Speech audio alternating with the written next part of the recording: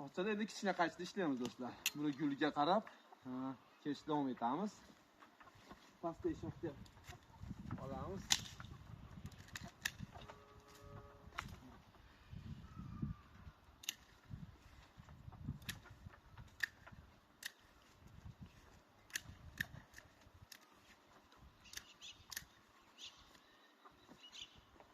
Bundan keyin do'stlar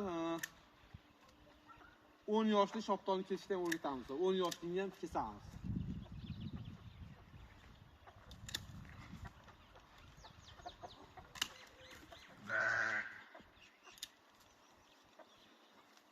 Mevasi do'stlar juda ko'p. Buni meva qilgandan keyin toqalashdan foydalanayotgandan videosini ko'rsatib boramiz. Mana shu daraxtimizga 5 yashar daraxtimizga 200 tadan ko'p beti do'stlar. Beti 500 taga yaqin mevasi bor. Bunga 300 ta olinsa yetadi do'stlar. Buni mevasini ko'rib turibsizlar. Shu holatda ham juda ko'p do'stlar.